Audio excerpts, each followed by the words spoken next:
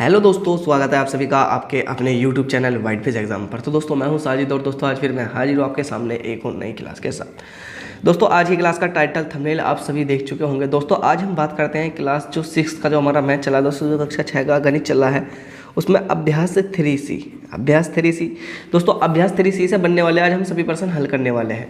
तो दोस्तों अभ्यास 3C से जितने भी प्रश्न बने हैं वो सभी प्रश्न आज मैं आपको इस वीडियो में हल कराऊंगा। तो दोस्तों वीडियो आगे देखने से पहले जो चैनल पर नए हो चैनल को जरूर सब्सक्राइब कर देना, बेल आइकन को भी दबा देना और जिससे आपको हमारी आने वाली हर वीडियो को नोटिफिकेशन मिलता रहे दोस्तों। और दोस्तों इस वीडियो को अपने दोस्तों तक जरूर शेयर कर देना। तो दोस्तों यानी हमारे चैनल पर कक्षा 6 से 12 तक का मैथ का सोल्यूशन कराया जा रहा था। दोस्तों अगर आप कक्षा 6 से 12 तक का मैथ का सोल्यूशन देखना चाहते हैं तो चैनल को जरूर सब्सक्राइब करके रखिए और वीडियो को भी अपने दोस्तों तक शेयर करते रहे। तो दोस्तों शुरू करते हैं आज हम अपनी क्लास।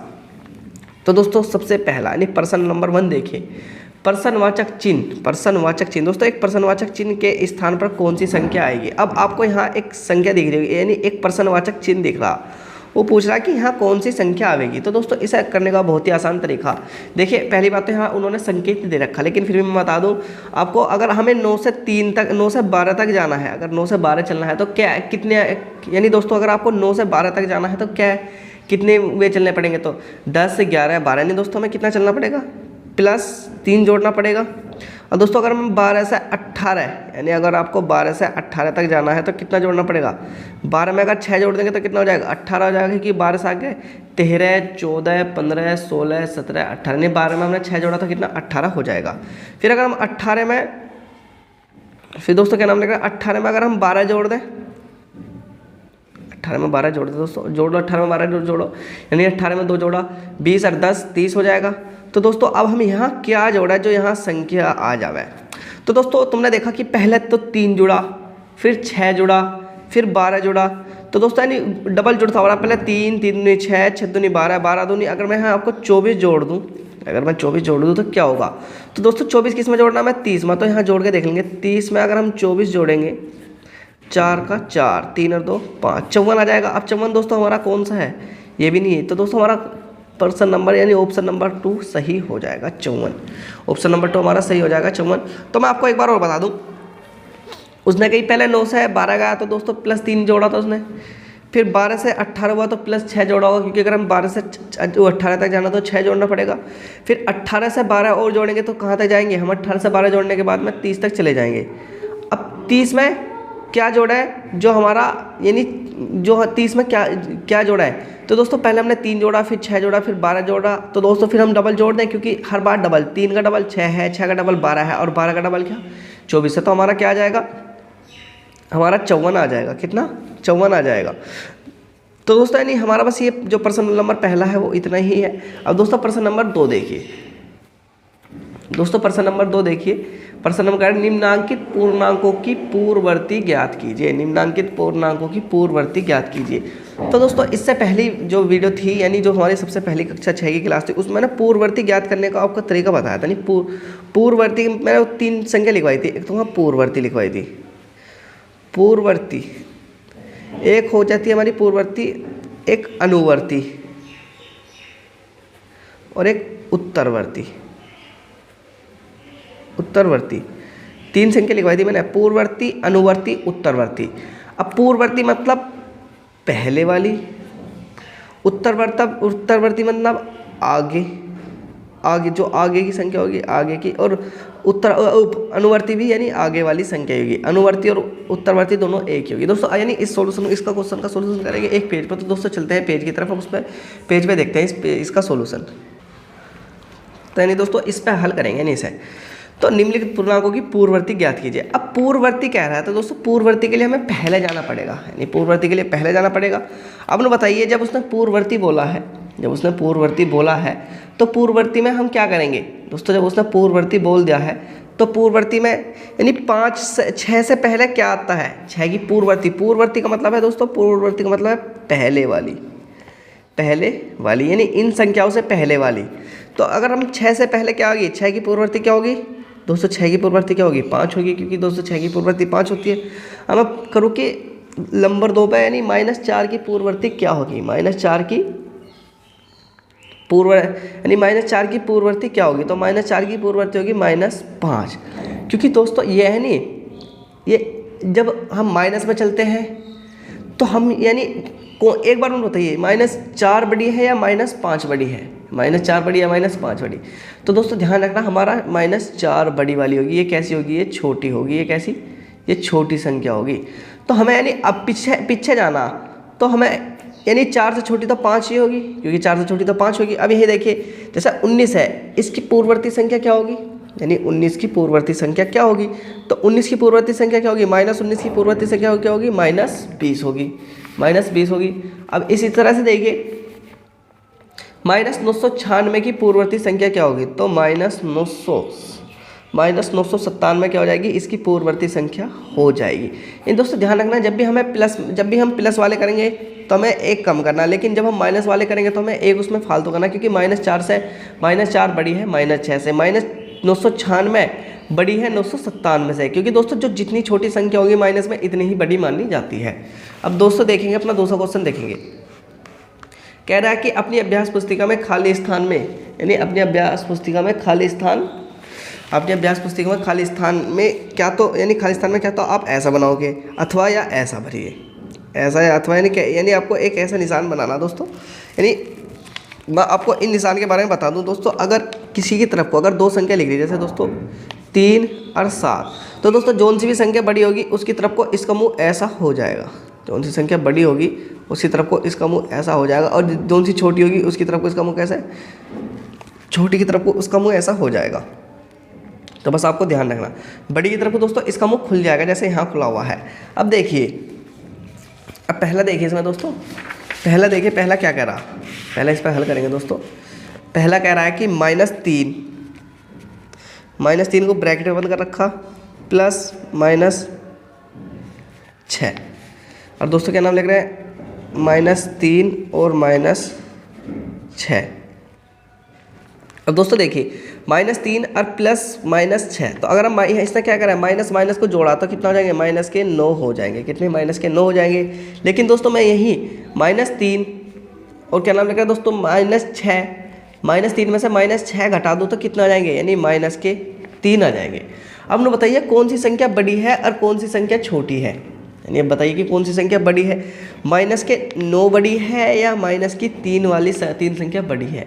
तो दोस्तों ध्यान रखना, माइनस में जितनी भी छोटी संख्या होगी वो इतनी ही बड़ी होगी। तो यानी कैसा? यानी हमारा ऐसा आ जाएगा। अब ऐसा क्यों आया, मैंने आपको बता दिया, जिसकी तरफ को इसका मुंह खुला हुआ होगा वो कैसी होगी? नहीं, वो बड़ी संख्या मानी जाएगी, वो बड़ी संख्या मानी जाएगी। और जिसकी तरफ को ऐसा होगा वो क्या, जिसकी तरफ को ऐसा ना होगा वो छोटी, और जिसकी मुंह खुला होगा वो कौन सी? बड़ी संख्या होगी। तो ये सही है नहीं है? तो दोस्तों इसमें हम ये वाला निशान लगा लें, इसमें ये वाला निशान लगा लें। अब दोस्तों दूसरा देखिए, -21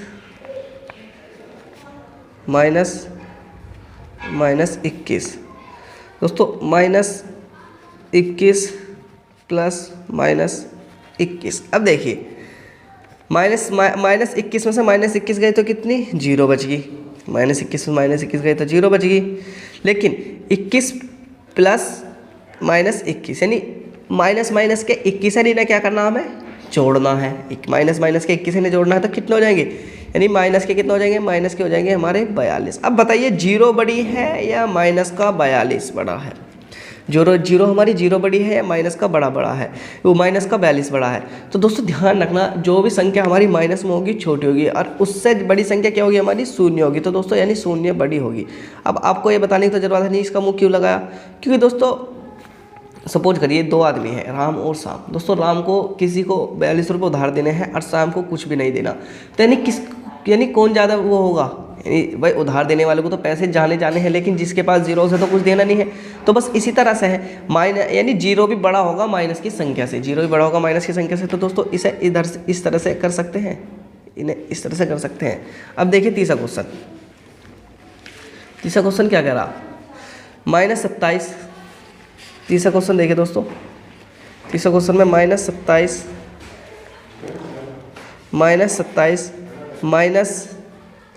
प्लस 27 ब्रैकेट करके बंद, 27 माइनस प्लस के 45, इस तरह से देखेंगे। 27 माइनस प्लस के 45। अब देखिए दोस्तों -27 और -27 कितना हो गया? 27 है, 27 दोस्तों जोड़ लेंगे 27 माइनस के, और दोस्तों यहाँ भी क्या 27 माइनस के। दोस्तों थोड़ा सा इसे यहाँ कर लें, 27 27 7 दूनी 14 और 4 4 8 यानी 54 हो गए। ये 54 का आ गया दोस्तों, ये 54 माइनस के आए। अब देखिए ये भी प्लस के हैं, ये भी प्लस के हैं, क्योंकि अगर किसी के सामने कोई भी चिन्ह नहीं है तो वे काय के नहीं जोड़ प्लस के माने जाएंगे। तो 27 और क्या 45। अब दोस्तों 27 भी प्लस के हैं और 45 भी प्लस के हैं। अब दोस्तों इनमें से हमें कोई से घटाने हैं, तो दोस्तों ध्यान रखना कि हम ऐसा करेंगे, जो 45 है उसमें से 27 घटा दो। 15 में से 7 गए कितने? 8 बचे। 4 में से 1 गया, 3 में से 1 गया, 2 गए, 1 बचा। तो कितने आ जाएंगे? 18 आ जाएंगे। अब 18 काय के हैं? प्लस के। अब दोस्तों एक तरफ तो 54 माइनस का है और 18 प्लस के हैं। अब बताइए 54 माइनस का बड़ा होगा या 18 प्लस वाला बड़ा होगा? तो दोस्तों ध्यान रखना, हमेशा जो प्लस वाला होगा वो माइनस वाले से बड़ा होगा, क्योंकि यहाँ संख्या बड़ी है लेकिन ये कैसी है? ये माइनस में है। ये यहाँ संख्या छोटी लेकिन कैसी? प्लस में, तो ये वाली संख्या बड़ी होगी। तो दोस्तों इसकी तरफ को कैसा निशान आ जाएगा? इसकी तरफ को इस तरह से निशान आ जाएगा, इस तरह से निशान आ जाएगा। तो दोस्तों मैंने आपको तीनों क्वेश्चन करा दिया, आई होप कि आपको समझ में आए होंगे तीनों क्वेश्चन। अब चलते हैं दोस्तों, हमारा जो 4th नंबर का क्वेश्चन है इसे देखते हैं। 4th नंबर के क्वेश्चन में हमें क्या करना। अब देखिए दोस्तों इधर से देखिए, यानी इधर से देखिए, इसमें क्या हो रहा है? इसमें देखिए 13 से संख्या कितनी हो रही? 11 हो रही। 13 से संख्या क्या हो रही? 11 हो रही। तो माइनस कितना हो रहा? 2 हो रहा। 11 से 9 हो रही तो कितना हो रहा? -2 हो रहा। और 9 से 7 हो रही तो कितना हो रहा? -2 हो रहा। माइनस सब में माइनस माइनस 2 हो रहा है। लेकिन अब इधर देखिए 7 से 27 हुआ तो कितना जोड़ा? दोस्तों अगर हमें 7 से 27 जोड़ना तो 20 करना पड़ेगा। और दोस्तों हमें 27 से यहाँ पता नहीं यहाँ कितना हो रहा, हमें यहाँ पता नहीं यहाँ कितना हो रहा।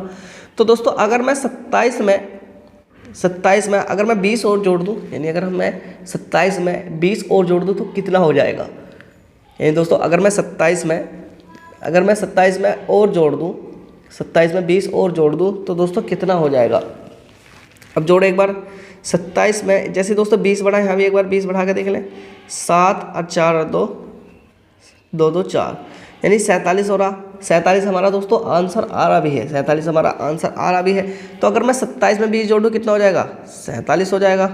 और दोस्तों एक बार यहाँ और चेक कर लो कि सही है नहीं है। अगर हम 47 में 20 और जोड़ेंगे, 47 में 20 और जोड़ेंगे तो 47 प्लस 20 7 4 2 6 67, यानी दोस्तों यहाँ भी सही आ रहा। यानी दोस्तों ध्यान रखना ऊपर में तो सब में माइनस माइनस माइनस 2 2 होता चला गया, क्योंकि देखो -2 हुआ, -2 हुआ, -2 हुआ। लेकिन यहाँ क्या हुआ? प्लस यानी 20 बढ़ा, फिर +20 हुआ और +20 हुआ। तो हमारा यानी ऑप्शन नंबर सी सही हो जाएगा। कौन सा? माइनस का, यानी 47 सही हो जाएगा, 47 सही हो जाएगा। अब दोस्तों देखिए हमारा अंतिम क्वेश्चन, 5वां क्वेश्चन है। 5वां क्वेश्चन देखेंगे, 5वां क्वेश्चन क्या कह रहा है। दोस्तों 5वें क्वेश्चन में कह रहा है कि निम्नलिखित पूर्णांकों का उत्तरवर्ती ज्ञात कीजिए। निम्नलिखित पूर्णांकों का उत्तरवर्ती ज्ञात कीजिए, यानी जो पूर्णांक दे रखे हैं इनके उत्तरवर्ती। अब दोस्तों मैंने आपसे पहले बताया था कि उत्तरवर्ती क्या होता है और पूर्ववर्ती क्या होता है। तो दोस्तों आप उत्तरवर्ती एक बार और नोट कर सकते हैं, मैं आपको एक बार और लिखवा दूं। दोस्तों उत्तरवर्ती क्या है? उत्तरवर्ती या दोस्तों अनुवर्ती। अनुवर्ती हमेशा हमें क्या करना पड़ेगा? हमें आगे जाना पड़ेगा। और दोस्तों अगर पूर्ववर्ती क्या आएगा? पूर्ववर्ती क्या आएगा तो हमें कहाँ? पीछे जाना पड़ेगा, पीछे जाना पड़ेगा। बस आपको इतना ध्यान रखना। हमें अनुवर्ती पूछेगा, उत्तरवर्ती पूछेगा तो हमें आगे जाना पड़ेगा। अब क्या पूछा उसने? उत्तरवर्ती पूछा। दोस्तों इससे पहले उसने पूर्ववर्ती पूछ रखा था। दोस्तों यहाँ देखिए पूर्ववर्ती पूछा था। दोस्तों पूर्ववर्ती के लिए हम पहले गए थे, लेकिन अब यहाँ क्या पूछा उसने? यहाँ पूछा हमसे उत्तरवर्ती। तो दोस्तों उत्तरवर्ती के लिए हम कहाँ जाएंगे? आगे आएंगे, यहाँ पीछे जाएंगे। अब देखिए अगर मैं बात करूं कि हमारा जो ये है, यानी 7 की उत्तरवर्ती क्या होगी, तो दोस्तों 7 के लिए 7 से आगे हमें आगे जाना पड़ेगा। तो 7 की उत्तरवर्ती क्या होगी? 8 होगी। दोस्तों इसी तरह से अगर मैं -5 की उत्तरवर्ती, दोस्तों अगर मैं -5 की उत्तरवर्ती पूछता हूँ कि -5 की उत्तरवर्ती क्या होगी। अब दोस्तों हमें आगे जाना पड़ेगा, और आगे का मतलब हमें दोस्तों आगे का मतलब -6 इसमें आगे का मतलब है -4 आएगा, क्योंकि हमें जो संख्या दे रखी ना इससे बड़ी वाली संख्या पे जाना, इससे बड़ी वाली संख्या पे, जो संख्या दे रखी इससे बड़ी संख्या पे जाना। तो दोस्तों अब बताइए -4 बड़ा -5 बढ़ जाए, 5 बड़ा है, तो हमें इसे ध्यान रखना -4 बड़ा होगा -5 से, क्योंकि जो -4 है ना वो जो -4 है और दोस्तों वो जो -5 है, क्योंकि जब माइनस में होंगे तो जो छोटा होगा वो बड़ी होगी। इस तरह -20 है तो कहाँ जाएंगे, माइनस के 19 करने पड़ेंगे हमें, कितना, माइनस का 19 करना पड़ेगा। इस तरह से 997 है, अब 997 में क्या होगा, 997 क्या होगा, तो 996 करना पड़ेगा, काय का, माइनस का। अब जैसे 0 है, अब दोस्तों 0 कैसे करेंगे, 0 की उत्तरवर्ती, तो इससे बड़ी संख्या क्या होगी, यानी प्लस का 1 करना पड़ेगा, प्लस का 1 करना पड़ेगा। दोस्तों ध्यान रखना उत्तरवर्ती और अनुवर्ती में आपको सिर्फ अंतर ध्यान रखना है कि उत्तरवर्ती और अनुवर्ती क्या होती है। उत्तरवर्ती का मतलब है आगे वाली, यानी इससे बड़ी संख्या। अब 7 से बड़ी 8 है, 5 से बड़ी माइनस की 4 है, क्योंकि दोस्तों माइनस के 4 बड़ी है माइनस के 5 से, माइनस के 20 से बड़ी माइनस के 19 है, माइनस के 997 से बड़ी 996 है, और दोस्तों 0 से बड़ी क्या है, प्लस का 1 है। यानी हमें इनकी आगे वाली संख्या नहीं, जो बड़ी संख्या होती है उन्हें ज्ञात करना होता है, उत्तरवर्ती में उनका पता लगाना होता है। तो दोस्तों अब चलते हैं अगले क्वेश्चन की तरफ, अगले पेज पर। अब दोस्तों यानी छठा क्वेश्चन देखेंगे बड़े आराम से। किसी स्थान पर 12 बजे, यानी क्या कह रहा है, वो कह रहा है कि किसी स्थान पर 12 बजे दोपहर तापमान 0 से 19 सेल्सियस अधिक था।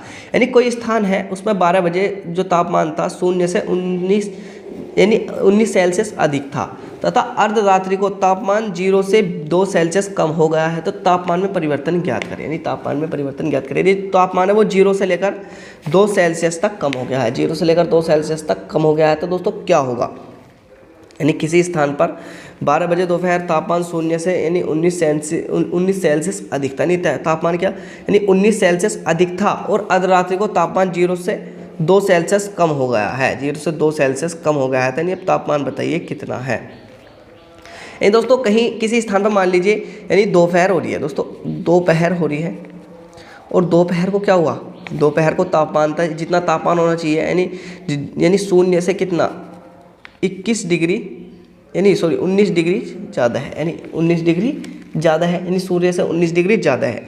लेकिन जैसे ही अर्धरात्रि, जैसे रात को 12 बजे दोस्तों रात में तापमान कम होगा। अब तापमान जितना होना चाहिए था उससे भी 2 सेल्सियस कम हो गया, यानी 19 था ना दिन में, यानी 19 था, 19 प्लस का था, लेकिन जितना हमारा होना चाहिए यानी 0 से भी 2 डिग्री कम हो गया। यानी दोस्तों हमारा जो 19 था उससे भी कितना हुआ, उससे भी 2 डिग्री और कम हो गया।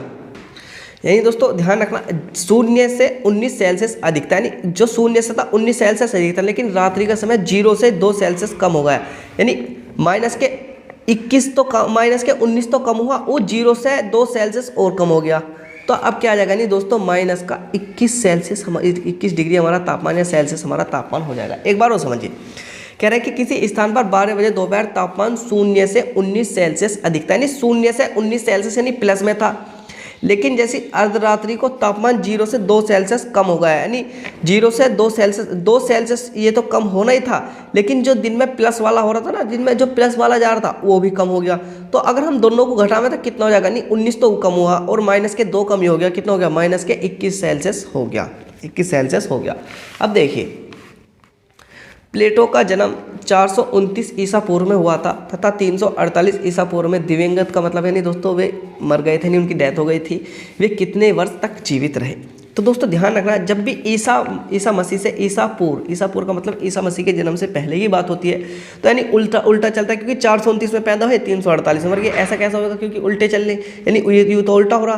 तो ईसा मसीह के जन्म से पहले जितनी भी संख्या आती है वो सब उल्टी है, यानी ऐसी रहती हैं। तो 429 ईसा पूर्व में तो वे जन्म हुआ, 429 ईसा पूर्व को जन्म हुआ, और 348 ईसा पूर्व में दिन गए थे नहीं मर गए। वो कुल कितने वर्ष जिए दोस्तों, अगर हम 348 इसमें से घटा देंगे, 9 में से 8 गया 1 बचा, 12 में से 8 गए कितने 4, 12 में से 4 गए 8 बचे, 3 में से 3 गए यानी कुछ भी नहीं, यानी तो टोटल कितना 81 वर्ष, कितना 81 वर्ष वे जीवित रहे, 81 वर्ष वे क्या रहे, 81 वर्ष वे जीवित रहे।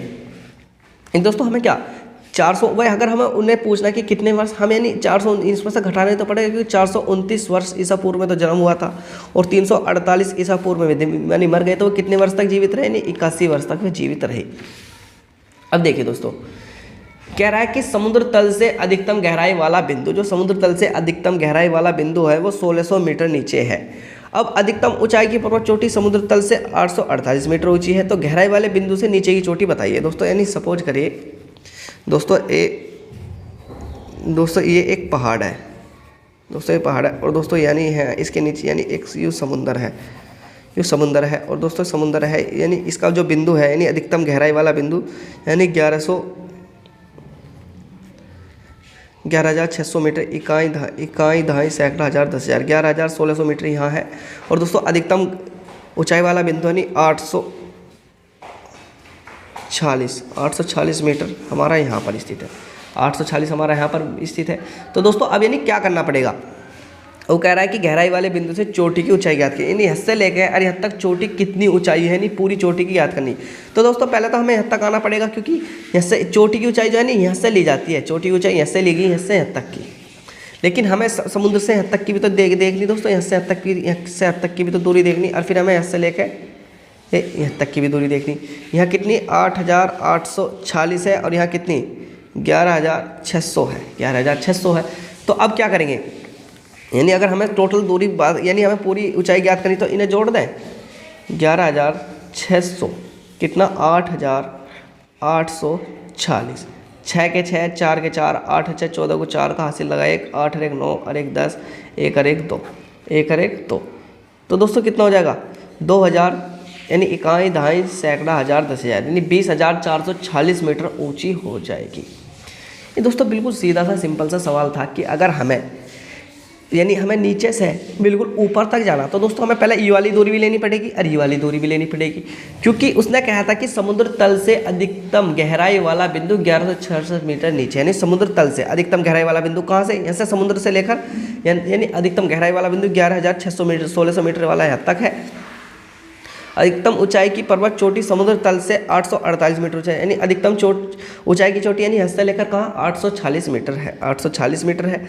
अब गहराई मीटर ऊंची है गहराई वाले बिंदु से चोटी की ऊंचाई। अब गहराई वाले बिंदु से हंसते लेकर यहाँ तक चोटी कितनी ऊंची है, यानी चोटी की ऊंचाई हमें ज्ञात करनी थी। दोस्तों चोटी की ऊंचाई हम इस तरह से ज्ञात कर सकते हैं, चोटी की ऊंचाई हम इस तरह से ज्ञात कर सकते हैं। तो दोस्तों यानी जो भी आपके 8 सवाल थे, आपके 8 सवाल हो गए हैं। तो दोस्तों आपको कौन सा सवाल समझ में नहीं आया उसका जवाब मुझे आप कमेंट बॉक्स में दे सकते हैं। दोस्तों उसका जवाब मुझे कमेंट बॉक्स में दे सकते हैं और मैं आपको उसका जवाब देने की पूरी कोशिश करूँगा।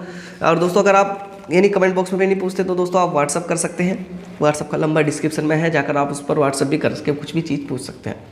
तो दोस्तों यानी मिलते हैं और किसी वीडियो में। यानी अगर आप कक्षा 6 से कक्षा 12 तक का मैथ का सोल्यूशन देखना चाहते हैं तो दोस्तों चैनल को सब्सक्राइब करके रखिए, और कक्षा 6 से 12 तक का मैथ का सोल्यूशन चल रहा है, प्ले लिस्ट में जाकर वीडियोज़ पढ़िए तो आप जाकर देख सकते हैं। तो दोस्तों मिलते हैं और किसी वीडियो में, तब तक दोस्तों वीडियो देखने के लिए आप सभी दोस्तों का दिल से धन्यवाद। और दोस्तों हाँ यानी जिन दोस्तों ने चैनल को सब्सक्राइब नहीं करा चैनल को सब्सक्राइब कर लीजिए। और दोस्तों अगर आपको इसका PDF चाहिए, पेज चाहिए, तो आप मुझे कमेंट बॉक्स में बता देना, मैं आपको यानी जो हमारा टेलीग्राम चैनल है व्हाइट पेज एग्ज़ाम, दोस्तों मैं उस पर इसका PDF भी डाल दूँगा, क्योंकि दोस्तों अगर कुछ चीज़ समझ में ना आया तो PDF से भी देख सकते हैं, नहीं तो दोस्तों आप स्क्रीनशॉट भी साथ के साथ ले सकते हैं।